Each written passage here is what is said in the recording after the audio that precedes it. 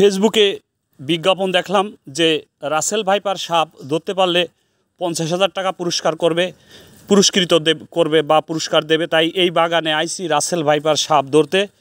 এই বাগানটা আপনার নদীর পাশে, নদীর কোলে। তাই এখানে ভাবলাম যে হয়তো রাসেল ভাইপার সাপ থাকতে পারে, তাই এখানে রাসেল ভাইপার সাপ খোঁজ করতে আইসি। দেখি যে এখানে রাসেল ভাইপার সাপ আছে কিনা।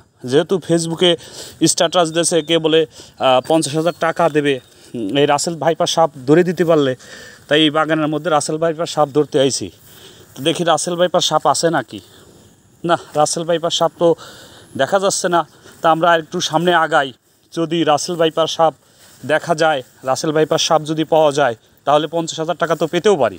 দেখেন সামনে নদী, এই নদীর কোলে এই বাগানটার মধ্যে রাসেল ভাইপার সাপ থাকতে পারে।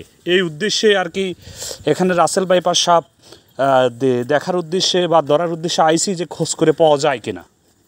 অবশ্যই আগে আমি সাপ ধরার অভিজ্ঞতা আমার নাই। তা আজকে যদি রাসেল ভাইপার সাপ সামনে পেছে যায় তাহলে কিভাবে ধরা যায়, কি করা যায় সেই কাজটা একটু চেষ্টা করব যে রাসেল ভাইপার সাপ ধরা যায় কিনা। তা আপনারা সঙ্গে থাকেন এবং দেখতে তালে থাকেন যে আসলে রাসেল ভাইপার সাপ ভাগ্যে পেছে কিনা।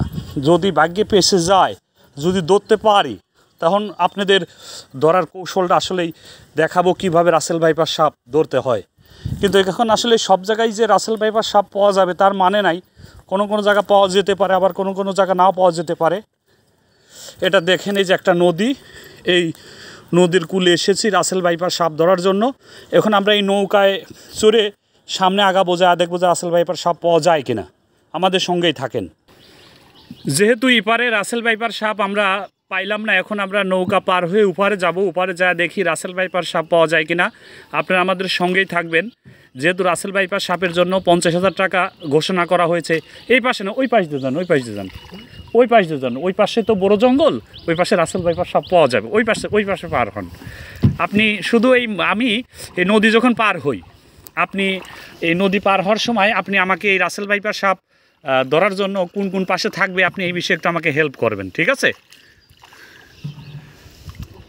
দর্শক, আমরা এই ছোটো একটা নদী আছে, নদীটা এখন নৌকায় পার হচ্ছি।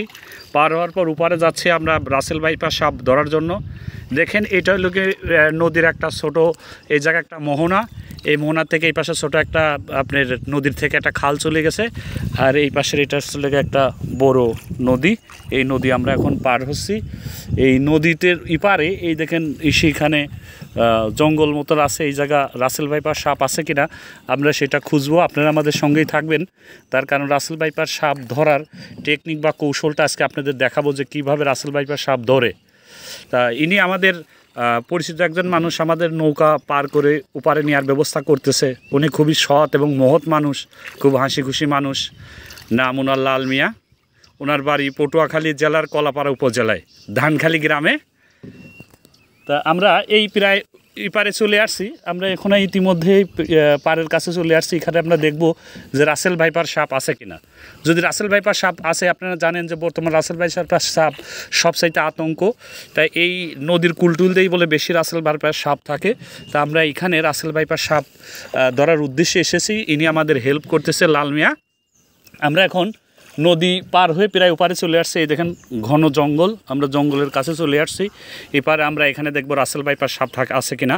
যদি রাসেল ভাইপার সাপ থাকে বা কীভাবে ধরি সেটা আপনাদের পরে দেখাবো।